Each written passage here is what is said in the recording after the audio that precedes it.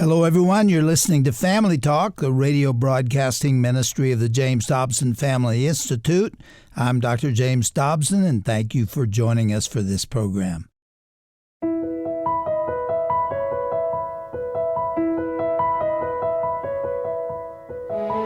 Welcome into Family Talk, the broadcast division of the Dr. James Dobson Family Institute. I'm Dr. Tim Clinton, co-host of Family Talk. As a licensed professional counselor and marriage and family therapist, I'm honored to serve as resident authority on mental health and relationships here at JDFI. I also serve as president of the American Association of Christian Counselors and executive director of the Liberty University Global Center on Mental Health, Addiction, and Recovery. Thank you for joining us. Today's guest is also a Liberty University graduate and has had quite an amazing career in Washington, D.C., advocating for children on Capitol Hill, and is now serving as the CEO and president of Concerned Women for America, Penny Young Nance. Penny was a legislative director for Concerned Women for America early in her career. Penny founded and was president of Kids First Coalition, a nonprofit organization focused on educating people about a range of issues that children face. Then she became a special advisor for the Federal Communications Commissions, the FCC, where she focused on the protection of children in the broadcast industry and served on the media task force fighting youth obesity. Penny Young Nance then notably served on President Trump's Life Advisory Council. She spoke often to the president, vice president, as well as key staff as the voice of Christian conservative women of faith. It was after that she became the CEO and president of Concerned Women for America. You may have seen her speaking on a national news program or read an article in the New York Times, Wall Street Journal, or the Washington Post that she wrote. Penny is married to Will. Together they have 2 children. Penny, so great to have you here on Family Talk. Dr. Dobson, his wife Shirley, send their regards, and they so admire and respect the work that you're doing with Concerned Women for America. Well, it is a great honor to be on with you, Tim. And of course, I am a huge fan of Dr. and Shirley Dobson, and I'm just honored to get to be on anything that is connected to the both of them. They're just stalwarts in the faith and heroes of mine, frankly. Penny, everybody's in Washington. I know you're there. Are you going to be marching on the square this morning? Yes, I will be at the March for Life with, several 100,000 of my closest friends and CWA leaders, our Young Women for America leaders, in a cold January as usual. But we have to always show up and speak for life, Tim. What's exciting to me too, Penny, is how young the faces are at the March for Life. Yes, isn't that so exciting? And because, you've got a whole generation, now a couple of generations of young people who all own their own sonogram picture. You can't lie to them and tell them that it's not a life in utero or it's a clump of cells. They know. They recognize their own faces, right, inside the womb. So, yes, it is a very young crowd. And also, I think that sense of justice. They understand that abortion is violence in the womb and it's unjust, and they want to speak up. We were talking about Concerned Women for America and the work through the years. Penny, goes all the way back to Beverly LaHaye, good friends of the Dobsons through the years. Right. And it's just amazing how God has protected and continued to strengthen that voice for CWA. You are at the helm of that organization. Penny, tell us a little bit about what's happening and what our listeners could be praying about. Thank you. Well, we are at a tipping point in our country, Dr. Clinton. I think that people around this country feel it acutely. As we watch just this unraveling that's happened since the election of President Biden just so quickly. But of course, we know that behind the scenes, it hasn't been quick. It's actually been growing. But Concerned Women for America, as you noted, has been active and working on behalf of the unique dignity of women since 1979. But we're seeing this moment in which if maybe more than ever before, the voices of Christian women is essential. It's crucial in this moment. We have over 185 Young Women for America collegiate chapters, and they are so excited and strong on the issue both of life, but also standing up for the rights of women, the unique dignity of women, as their rights are being taken away on sports field and locker rooms across America and classrooms. And so they are stepping forth in their Esther moment. So I'm just honored to get to work as their spokeswoman. And of course, our CWA leaders, over 400 trained leaders around this country that are active, both local, state, federal level, as grassroots activists, as women of faith who are speaking up on behalf of the least of these. Everybody's turning the dial up, Penny. I can tell it already. And in the midst of it, I think my mind went back while you were talking to Loudoun County, Virginia, when that whole fiasco went down up there about kids and the whole gender ideology stuff being forced on our kids. It's not education, it's indoctrination that's going on. That's right. And the parents up there, primarily the mama bears, had enough, and they said, we're drawing a line in the sand. This is over. We're not going to do this anymore. Not here, not in our state. And, That's right. And I'll tell you what, Penny, it moved the dial in the state of Virginia in a big way. And by the way, it shook the nation because people began to see something happening. Penny, I grew up with 5 sisters and a mother who was very strong. And I know this, when women get to praying, and when they get fired up, things start happening. Where I grew up, we would say it this way: it puts the dogs up under the bed, if you know what I mean. Penny, you know, when you think about women mobilizing, we know majority of women who attend church actually are active in their church. Not so much so for men. Penny, what's your prayer? What are you hoping? What are you praying for? You've been doing this for a long time. Is that dial moving? Are you seeing that kind of energy really erupt? Well, you said it. We saw in the purple state of Virginia the election of a Republican governor, Glenn Youngkin, for the first time in, I don't know, almost a decade. And it has been a game changer Virginia's my home state. And we are going to see more of that. I think a lot of what we've seen, Governor DeSantis in Florida won by 19 points, right? I think it is interesting, and Republican Party needs to be aware of when you lead with principles and with parents' rights and with the issue of life, instead of hiding from those issues, you win. It is the winning issue of our day because parents have had it. And you're right, Christian women have had it. My prayer is that even more of us wake up and come to Concerned Women for America and other like-minded groups so that we can train you and that you can step forward and lead. No more looking at our shoes when the hard topics come up, because our children are depending on us taking leadership. And it should never be because you don't know what to say, because we have the resources. We will train you. If you feel led by the Lord to speak into the hard topics of the day, sign up for our information at concernedwomen.org, and we will train you to lead in these issues. But we can't be silent anymore, and I think we're at this moment where American women feel it even more acutely than we did before.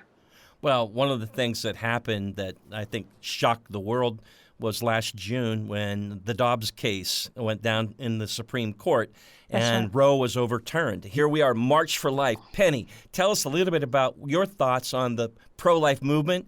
I mean, people would say, we're winning, but the fight goes on. There's a lot more to do.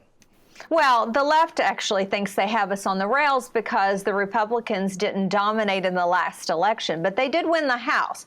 And what we're seeing is Speaker McCarthy and Majority Leader Steve Scalise, and many of you all remember him as a great Christian brother who was shot at the congressional baseball game. He's our Majority Leader now. And so there are actually 3 key pieces of legislation that they're coming out of the gate on. It's no taxpayer funding for abortion and clear clarity in insurance, so you know if your insurance pays for abortion, a sense of the House that says, and can you believe that we're having to do a sense of the House that says that you should not rain violence on pro-life groups like Concerned Women for America. We were targeted. And also on other key issues. One of the key issues that CWA is working on is life.gov. This is a very simple piece of legislation that Nancy Mace in the House has actually introduced, and Marco Rubio in the Senate.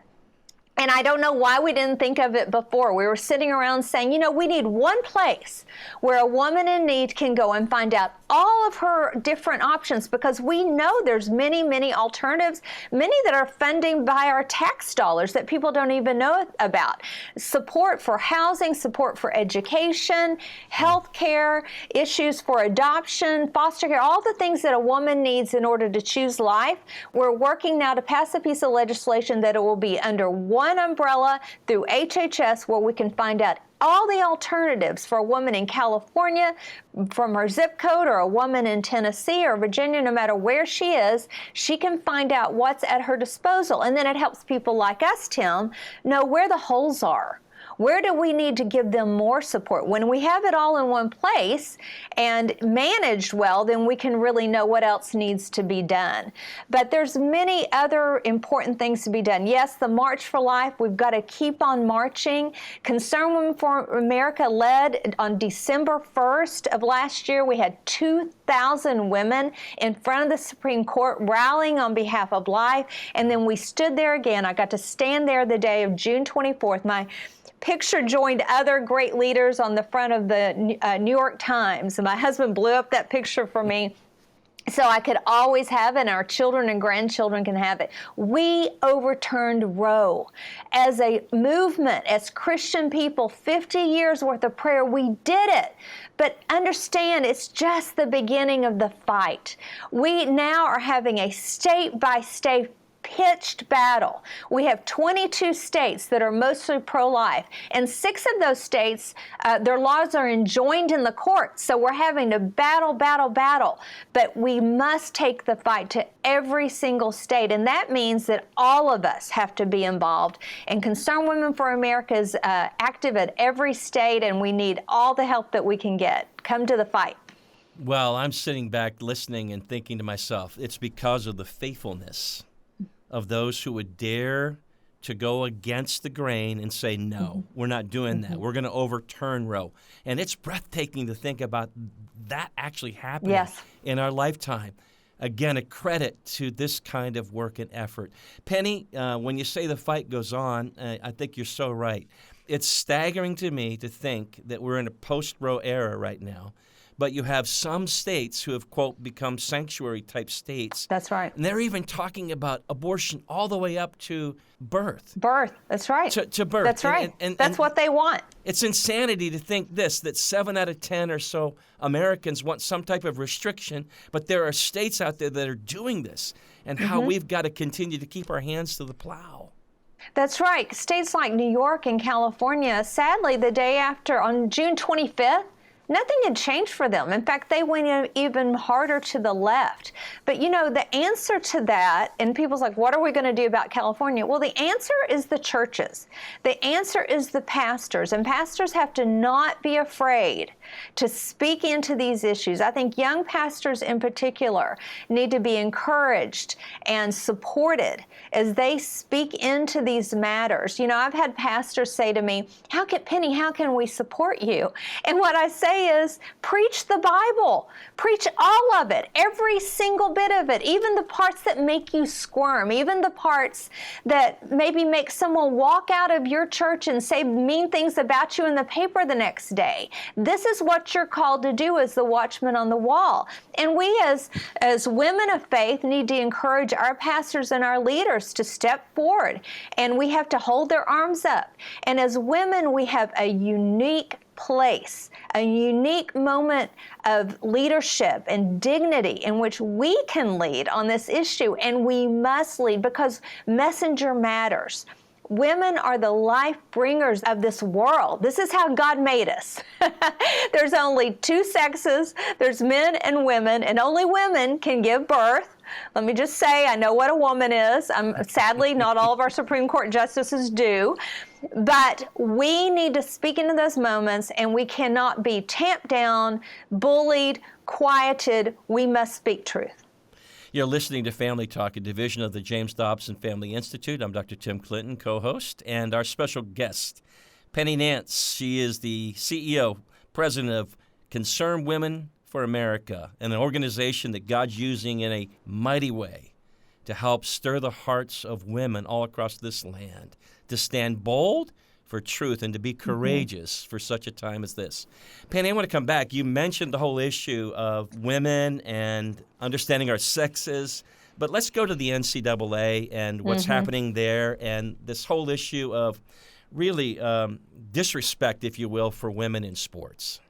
Well, and our Young Women for America leaders are fiery mad about this. I mean, think about it. You're a young woman who has spent, most of your high school career working so hard, giving up, some of the other fun things on the weekend that your friends did so you can be in bed early and be at the track or the pool first thing. Their mothers are the ones that were up at dark 30 driving them to swim practice, and they show up one day at the meet.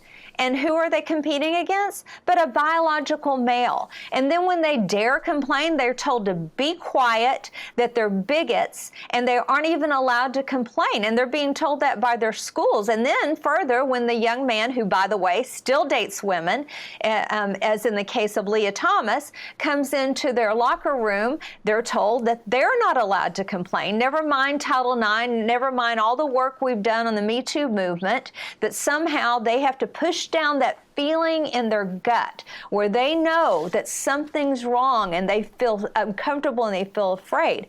There is something ridiculous and wrong about a whole society who's turned on American women, and we're not having it. So right now we have our young women who the NCAA has been meeting.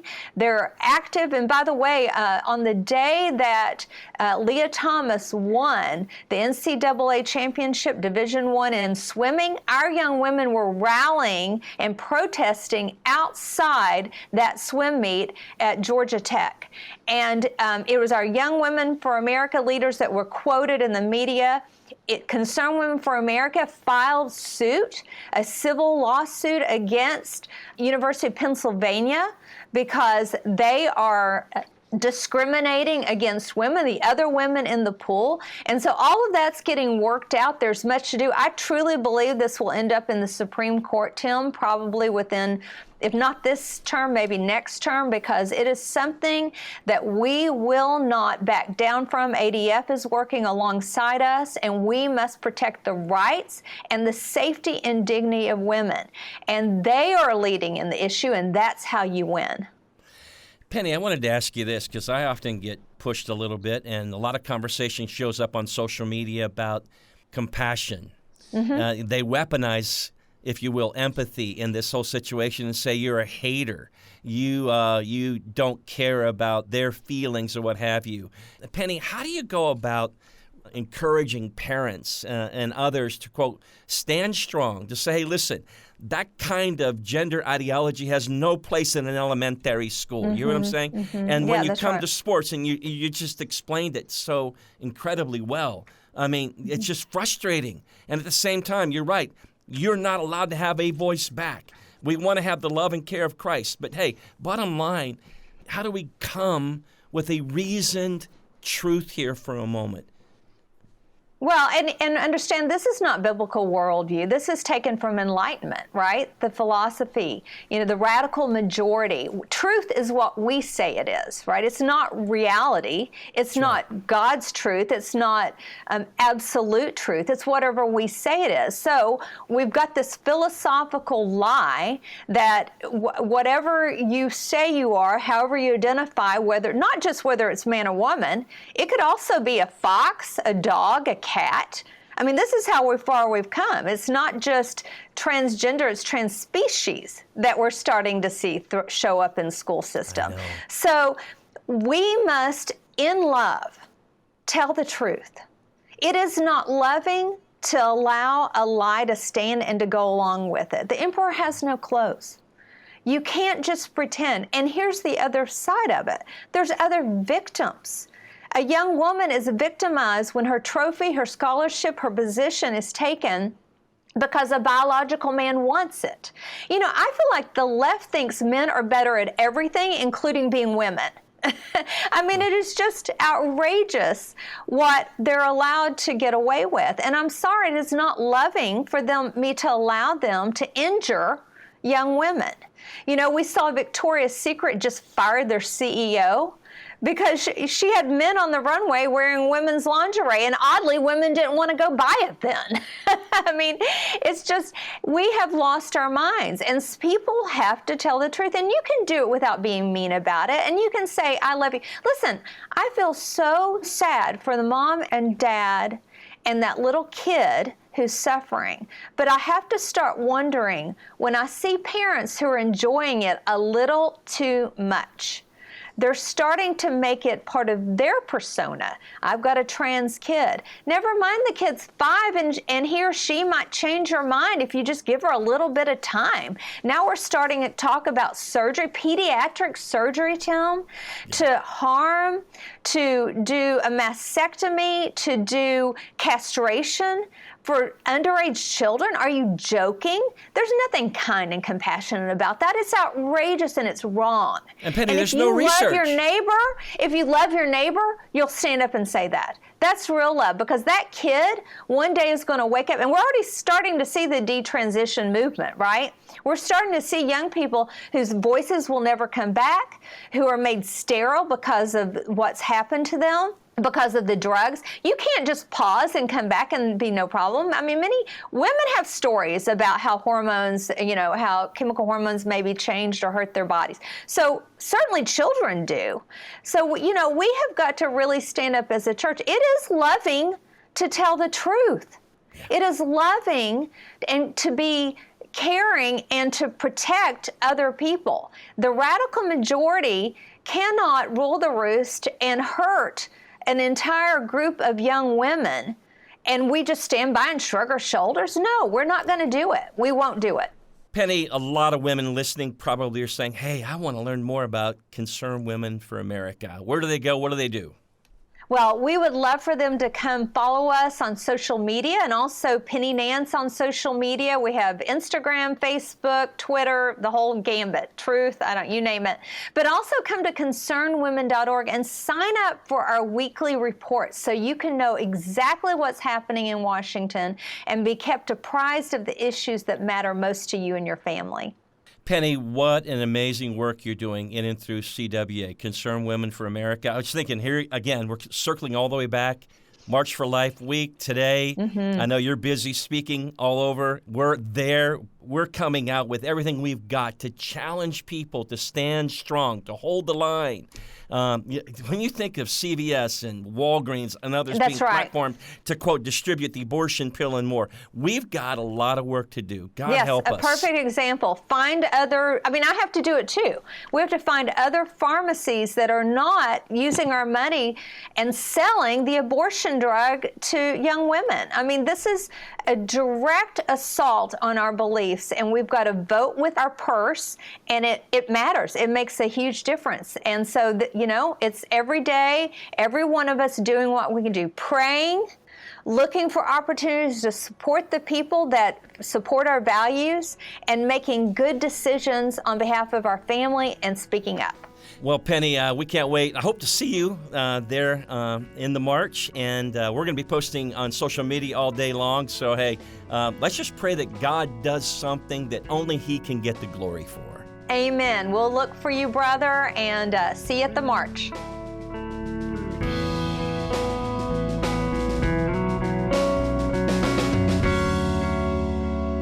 Wow, Penny Young Nance is such a positive force for defending conservative rights and articulating the concerns of our nation's most precious resources, the girls, young women, ladies, and moms of America. You can hear it in Penny's voice. She is on fire to be an advocate for God's Word, biblical truth, and a biblical worldview. You've been listening to Family Talk, and as you know, there are still many causes that we need to stand together for, men and women alike, like fighting for the preborn. Just a reminder that today is the 50th annual March for Life in Washington, D.C. Our production team is there, so you can look forward to hearing new content coming soon, taken from the events of this pro-life weekend. And also a reminder that this Sunday is Sanctity of Life Sunday. I hope your church and pastor will be leading your congregation in prayer to defend the preborn. Make sure that happens if you can. Okay, as we wrap up another week here on the broadcast, a few housekeeping reminders for you. If you enjoy listening to Family Talk, you'll surely appreciate receiving our 2022 Best of Broadcast collection. You can get your very own 6-CD set of our most popular programs from 2022 as a thanks for a suggested donation of $50. Simply visit our website at drjamesdobson.org. Remember, you can also order by phone. The number to call is 877-732-6825. That's 877-732-6825. We love hearing from you. So remember, the customer care line is not just for ordering resources, it's also reserved for prayer and connection time with you if you need it. So please reach out to us with your prayer requests or any comments and questions you might have. I'm Roger Marsh, and from all of us here at the JDFI, have a blessed day and weekend. And be sure to join us again next time right here for another edition of Dr. James Dobson's Family Talk.